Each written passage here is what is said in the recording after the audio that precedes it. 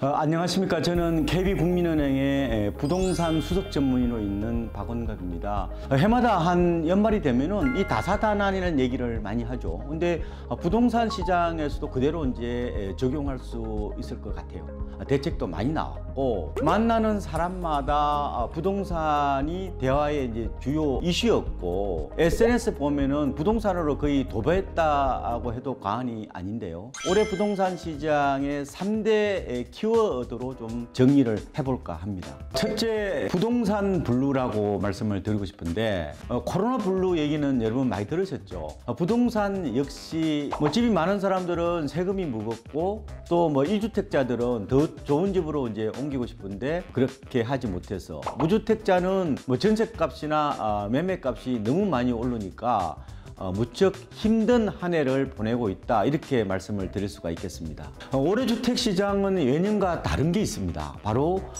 매매나 전세 모두 동반 상승을 했다는 건데요. 슈퍼 불장이라는 말도 생겨났어요. 불장이라는 것은 말 그대로 이제 부동산 과열을 뜻하는 것인데, 엄청나게 달아올랐다, 이렇게도 볼 수가 있을 것 같고요. 그리고 벼락거지라는 말도 굉장히 이제 회자를 했는데, 아파트를 사지 않고 직장에만 이제 충실했던 사람들이 하루아침에 상대적인 빈곤에 처하는 것을 말한다고 볼 수가 있겠죠. 두 번째로 비강남의 반란이라고 볼 수가 있는데요. 강남보다 강북 아파트 값이 더 많이 올랐다는 겁니다. KB부동산 조사를 보면은 올 들어 11월까지 강북 아파트 값이 12.79%가 올라서 강남 상승률이 10.56%인데 한 2%포인트 이상 올랐다고 보면 되고, 실제로 서울 25개구 가운데 가장 많이 오른 곳은 노원구입니다. 노원구가 19.02% 정도 상승을 했는데, 경기 역시 김포라든지 수원 이쪽으로 해서 서울 못지않게 올랐습니다. 수원 영통구 같은 경우는 21.63% 올랐죠. 1년에 21% 올랐다는 것은 진짜 많이 오른 겁니다. 아파트 값이 많이 오른 것은 한 세 가지로 꼽을 수 있는데, 일단은 30대들이 접근하기가 쉬웠다. 그리고 대출이나 세금 규제가 덜했다. 그리고 하반기 들어서는 임대차 3법 이후에 전세난이 직접적인 영향을 미쳤다, 이렇게도 볼 수가 있을 것 같고요. 비수도권은 지역에 따라서 좀 울퉁불퉁한 모습으로 정리를 할 수 있는데, 안동이나 목포는 하락했습니다. 그런데 대전 서구라든지 부산 해운대 같은 주로 광역시를 중심으로 집값이 많이 올랐는데, 한마디로 고공비행을 했다, 이렇게 말씀을 드릴 수가 있겠습니다. 세 번째로는 패닉 바잉으로 말씀을 드릴 수 있겠는데, 지난해 여름부터 30대들의 패닉 바잉 쪽에 묻지마 매수로 해석을 할 수도 있겠는데, 근데 올해의 주요 특징은 이게 연령대가 10대, 20대로 낮아졌다는 게 특징이라고 볼 수가 있을 것 같아요. 한국감정원 조사를 보면은 지난 10월에 20대 이하가 사들인 아파트가 전체의 5.4% 정도가 되는데, 지난해 1월 연령별 통계가 작성된 이후에 처음으로 5%대로 올라섰다, 이렇게 볼 수가 있을 것 같습니다. 30대 집 사기와는 딴판이다, 다르다, 이렇게 볼 수 있는데요. 10대, 20대는 여전히 부모 설하에서 벗어나지 못하고 있는 상황이거든요. 당사자가 아니라 바로 부모들이라는 거죠. 그러니까 주택시장이 한마디로 비성적 과열에 빠져 있다, 이런 것을 이제 여실히 보여주는 어떤 징표다, 이렇게 저는 해석을 해보고 있습니다.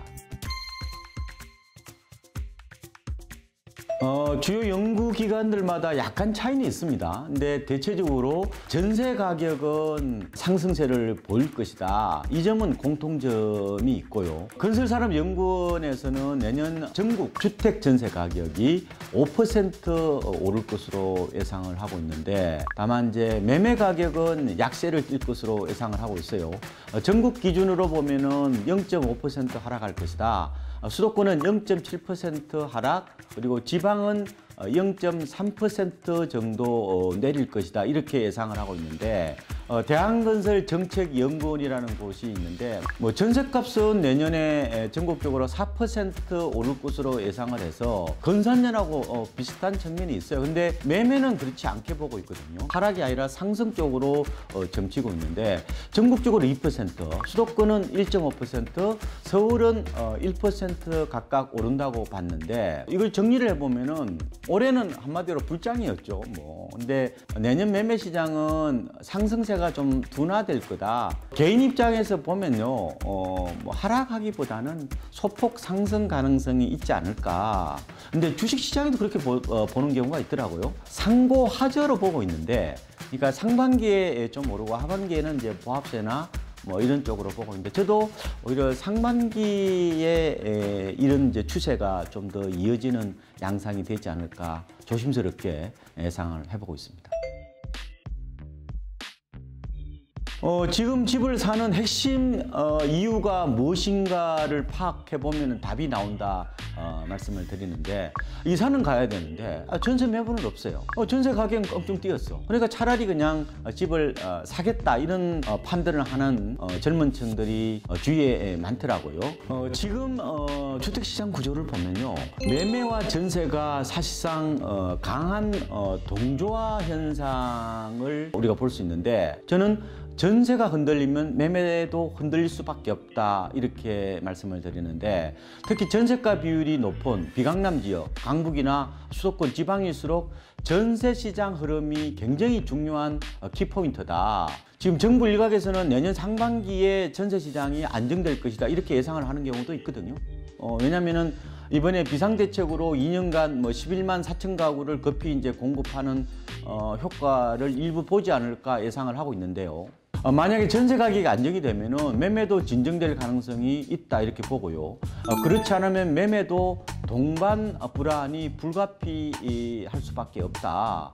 지금 전세가 불안하지 않으면은 굳이 집 살 사람이 주변에 많지는 않아요. 그래서 이런 얘기를 하는 거죠. 내년 집값은 전문가한테 묻지 말고 전세 시장에 물어봐라 이런 얘기가 나오는 것입니다. 예, 저는 그렇게 보고 있습니다. 주택시장의 핵심 수요층이 누군지 역시 파악하면은 이런 논리가 가능한데요.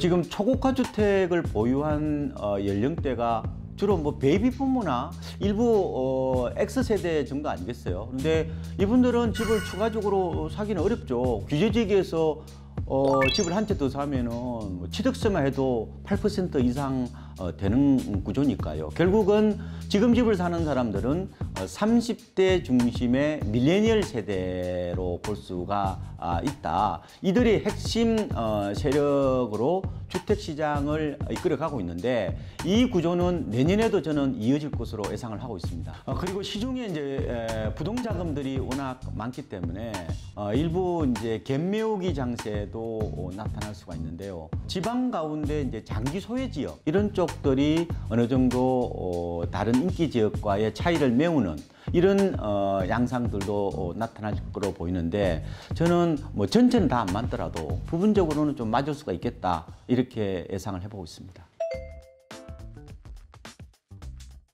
내년 주택시장에서 주요한 변수가 바로 다주택자들이 과연 양도세를 피하기 위해서 매물을 내놓을 것인가 하는 부분이거든요. 세금이 더 무거워지면은 중과세를 피해서 매물이 좀 나오지 않겠느냐 이런 분석이 있습니다.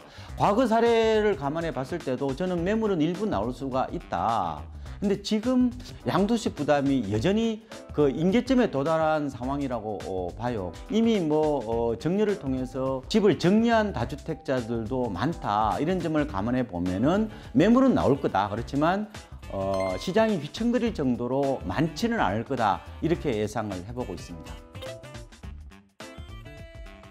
올 하반기부터 집값이 급등한 것은 저는 전세난이 굉장히 영향을 미쳤다고 보고요. 또 한편으로는 보면은 이 저금리와 유동성 세대 영향도 매우 컸다고 보고 있고요. 이제 유럽에서는 이제 백신을 맞는다고 하잖아요. 그런데 내년에는 유동성 장세가 거의 막바지에 이를 수가 있겠다 이런 생각이 들고요. 그래서 정시격언에 밀물이 들어오면은 크든 작든 모든 배들이 다 뜬다 이런 말을 해요.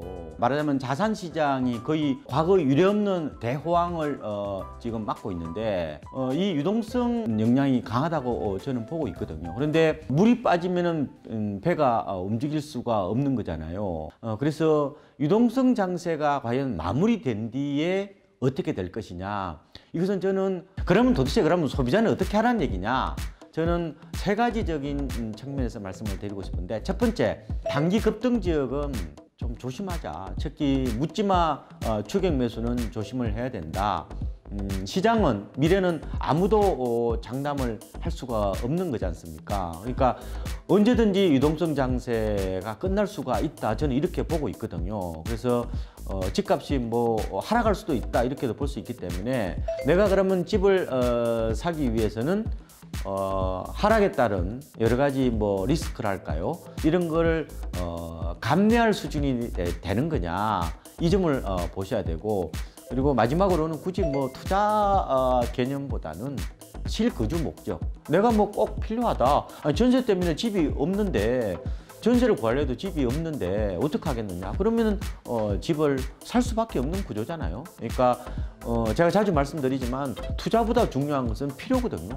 필요하면 어떻게 하겠습니까? 집을 사야 되는데 초가보다는 중저가는 내년에도 어느 정도 전세난의 영향을 받을 수가 있으니까 중저가 중심으로, 그리고 단기 급등하지 않는 지역 중심으로 실수요 차원에서 접근하시는 것은 뭐 나쁘지 않다 이렇게 보고 있습니다.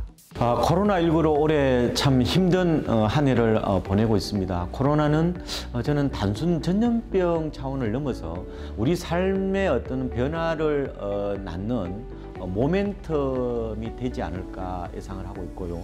부동산도 그 범위 안에 있다고 봅니다. 특히 내년부터는 시장이 저는 많이 바뀔 것으로 보이는데, 우리가 과연 그런 변화에 어떻게 대응할지에 대해서 나름대로 좀 많은 정보를 드리고 싶은데 내년에 자주 좀 찾아뵙도록 하겠습니다.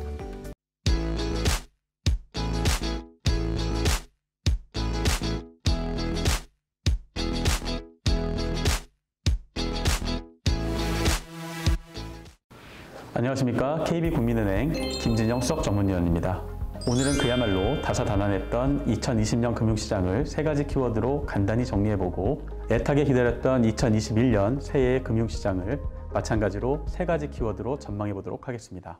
첫 번째 키워드는 모두 예상하셨듯이 코로나 바이러스입니다. 혹자는 인류의 역사가 BC와 AC, 즉 비포 코로나와 애프터 코로나로 나뉠 것이라고 얘기를 했고, 사피엔스 저자 유발 하라리는 현재 코로나로 일어나는 변화들과 대책들이 우리 삶에 고착화되어 근본적이고 장기적인 변화를 가져올 것이라고 말했습니다. 그만큼 코로나 바이러스는 우리의 일상생활과 사회 여러 분야에 있어서 큰 영향을 끼쳤고, 금융시장도 예외는 아니었습니다. 불과 2달도 안 되는 기간 동안 약 35%가 폭락했던 주식시장은 말할 필요도 없었고요. 비교적 안전자산이라고 평가받고 있는 국채와 우량 회사채, 그리고 금 가격 등 달러화를 제외한 거의 모든 자산이 일시적으로 큰 폭의 하락을 겪었습니다. 하이힐드 폭탄 터지나 위기의 해외 채권 펀드, 48조의 ELS 조마조마 폭탄 터지나 삼성전자 울면서 파는 외국인들, 이상은 지난 3월 주요 신문 경제면을 장식했던 기사의 헤드라인이었습니다. 하지만 충격이 컸던 만큼 반전도 드라마틱했습니다. 각국의 중앙은행과 정부의 통화정책과 재정정책은 역사상 가장 빠른 속도의 회복을 가져다 주었습니다. 그 결과 우리는 여전히 마스크를 벗지 못하고 있지만 백신과 경기 회복에 대한 기대를 안고 2021년을 맞이할 수 있게 되었습니다. 두 번째 키워드는 개인 투자자의 귀환입니다. 그동안 개인 투자자는 코스피 지수의 큰 흐름을 역행하면서 반복된 실패와 이로 인한 누적된 트라우마로 인해서 약 20년 동안 80조 원을 순매도하면서 국내 증시 수급 붕괴의 주요 원인으로 작용했습니다. 그러나 3월 코로나 팬데믹에 의한 급락장에서 외국인의 19조 원의 순매도에 맞서 25조 원을 순매수하면서 동학개미운동, 주린이와 같은 신조어를 탄생시켰습니다. 올해 폭락장에서 보여준 개인 투자자들의 적극적인 매수 가담의 이유는 대략 3가지 정도로 나누어 볼 수 있습니다. 첫째, IT 버블 붕괴, 글로벌 금융위기 등 그동안 글로벌 시스템 리스크에 의한 단기 폭락장은 돌이켜보면 언제나 저가 매수를 위한 좋은 기회였다는 그동안의 경험. 둘째, 부동산 시장에 가해진 각종 규제와 이딴 사모펀드들의 문제로 인해서 저금리 시대의 유동성이 갈 곳이 마땅치 않아졌다는 점. 셋째, 유튜브가 50대에서 60대 중년층의 미디어로 자리 잡으면서 이로 인한 다양한 투자 아이디어를 얻고 이를 실행에 옮기는 움직임들이 활발해졌다는 점에서 들 수 있습니다. 마지막 2020년 세 번째 키워드는 성장 기술주의 독주입니다. 사실 4차 산업혁명과 이와 관련된 산업에 대한 기대감은 코로나 팬데믹 이전부터 시장의 새로운 트렌드로 자리 잡고 있었습니다. 하지만 예상치 못했던 바이러스의 창궐로 온라인 쇼핑 활성화와 재택근무와 같은 새로운 형태의 일상이 시작되면서 해외에서는 이른바 황이라고 불리고 국내에서는 BBIG7이라고 불리는 새로운 성장 기술주의 주가가 큰 상승을 나타냈습니다. 백신의 접종이 가시화되고 바이든 후보자가 당선이 되면서 올해 4분기부터 가치주에 해당되는 철강, 화학, 자동차, 금융주와 같은 경기 민감주의 수익률이 개선되고 있지만 점차 성장이 희소해지는 기술의 시대에 성장 기술주의 상승은 중장기적으로 계속되리라 보고 있습니다. 그럼 다가올 2021년에 주목해봐야 될 이슈들에는 어떤 것들이 있을까요? 2021년을 여는 첫 번째 키워드는 리커버리, 회복입니다. 올해 주식시장의 상승을 가져온 것은 막대한 유동성의 힘이었습니다. 지금까지의 여러 금융위기들과는 달리 이번에는 어떤 경제주체의 잘못도 그로 인한 거품의 붕괴도 없이 전염병에 의한 경제의 일시 멈춤이었기 때문에 이를 방어하기 위한 여러 정책들이 신속하게 집행될 수 있었습니다. 하지만 이제는 더 이상 유동성만으로 시장을 계속 상승으로 이끌 수는 없는 상황이 되었습니다. 따라서 2021년에는 기업이익의 회복과 성장률의 회복이 나오는 실적 장세로 전환될 수 있어야지만 금융시장의 안정과 주식시장의 상승이 계속될 수 있습니다. 전망은 낙관적입니다. 아직 몇 가지 의구심이 남아있지만 백신은 빠른 속도로 경쟁적으로 개발되고 있어 내년 상반기부터는 본격적인 접종이 시작될 것으로 보입니다. 백신의 접종은 멈춰졌던 생산과 투자의 사이클을 본 궤도로 올릴 전망이고 이에 따라서 2021년 글로벌 경제는 역성장에서 벗어나 4.7% 수준의 성장을 보여줄 것으로 기대됩니다. 2021년 두 번째 키워드는 공공자본주의와 ESG입니다. 통상 경제 대공황이나 세계대전 그리고 전염병과 같은 역사적으로 큰 사건이 발생하게 되면 정부의 역할이 상대적으로 커지곤 했습니다. 이렇게 되면 시장에 자금을 공급하는 주체가 더 이상 민간이 아닌 정부나 중앙은행으로 이동하면서 기업의 경영활동이 주주이익의 극대화가 아닌 공공성과 친환경에 초점이 맞춰질 전망입니다. 기존에는 좀 더 싼 노동력을 찾아서 중국이나 동남아시아 등의 공장을 만들고 저렴한 연료를 사용해서 온실가스를 다소 좀 배출하더라도 비용을 아껴서 극대화하는 것이 기업 경영의 목적이었다면 이제는 비용이 다소 들더라도 후손들을 위해 환경을 보호하고 우리 지역에 공장을 짓고 사람들을 고용해서 지역 발전에 이바지하고 이를 위해서 기업 경영과 지배 구조를 투명하게 가져가는 일. 이것이 바로 최근 금융시장에서 자주 회자되고 있는 ESG 투자이고 이는 장기적으로 금융시장의 흐름을 주도하는 메가 트렌드가 될 것으로 예상됩니다. 특히 투자의 관점에서 눈여겨볼 분야는 친환경 산업입니다. 코로나 바이러스의 확산으로 환경에 대한 중요성이 크게 부각되고 있고 미국과 유럽 등에서는 대규모 친환경 인프라 투자로 경제도 되살리고 일자리도 창출하려는 계획이 진행 중에 있습니다. 특히 지난 미 대선에서 바이든이 당선되면서 파리 기후협약 복귀를 즉시 추진하겠다고 밝혔고 친환경 인프라 분야에 향후 4년간 2조 달러를 투자하겠다고 공약한 바 있습니다. 따라서 태양광, 풍력, 그리고 재생에너지 이와 관련된 섹터들의 산업에 대해 지속적인 관심이 필요할 것으로 보입니다. 마지막 세 번째 키워드는 분산과 다변화입니다. 2021년에는 미국 중심의 투자에서 아시아로의 분산과 신성장 기술주 집중해서 다양한 섹터로의 투자 다변화를 추천드립니다. 코로나 팬데믹 이후에 미국은 셧다운에 돌입하며 생산시설이 제대로 가동되지 않았습니다. 하지만 경기 침체를 막기 위해 막대한 규모의 보조금을 지급함으로써 소비는 급증하는 이례적인 모습을 보였습니다. 생산은 멈춰 있는데 소비는 증가했다. 당연히 상품 재고가 모자랄 수밖에 없었고 이 갭을 상대적으로 코로나 대응을 잘해서 공장이 제대로 가동이 됐던 중국, 한국, 대만 등에서 수입을 통해 메울 수 있었습니다. 내년에는 백신 접종이 시작되며 멈춰졌던 생산이 시작되고 하반기경에는 기업들의 투자도 활성화될 것으로 보입니다. 이에 따라 소재와 중간재 수출에 강점이 있는 아시아 국가에 보다 많은 성장이 있을 것으로 보입니다. 여기에 달러 약세 흐름과 미중 간의 무역 갈등 완화 기대감 등이 더해지며 아시아 국가들로의 추세적인 자금 유입이 기대되고 있는 환경입니다. 한편 2021년에는 백신 보급에 힘입어 각국의 이동 제한도 다소 완화될 전망입니다. 이동 제한이 조금씩 풀리고 경제도 활기를 되찾게 되면 대면 비즈니스 관련 업종도 되살아날 수 있습니다. 올해 4분기부터 이미 어느 정도 조짐을 보이고 있지만 2021년에는 실적 회복이 기대되는 경기 민감 업종, 즉 임의 소비재, 운송, 인프라, 서비스 분야의 기업들의 상승 탄력이 더해질 것으로 보입니다. 또한 올해 큰 성과를 보였던 신기술 성장주에서도 이제 성장의 주도권이 플랫폼 기업에서 이 플랫폼을 활용해서 성장하는 회사들로 다변화될 전망입니다. 이에 따라 사물 인터넷, 5G, 핀테크, 디지털 헬스케어, 게임 등과 같은 업종들도 눈여겨보실 것을 권유드립니다. 이상으로 2020년 금융시장 결산과 2021년 금융시장에 대한 전망을 간단히 3가지 키워드로 각각 해보았습니다. 여러모로 오랫동안 기억될 한 해가 저물고 있습니다. 올 한 해 잘 견뎌내신 모든 분들께 위로의 박수를 보내드립니다. 새해에는 당연한 많은 것들이 제자리를 찾아오기를 기대해 보겠습니다. 내년에도 여의도 5번 출구를 통해서 많은 새로운 정보들을 여러분들께 전해드릴 수 있도록 노력하겠습니다. 감사합니다.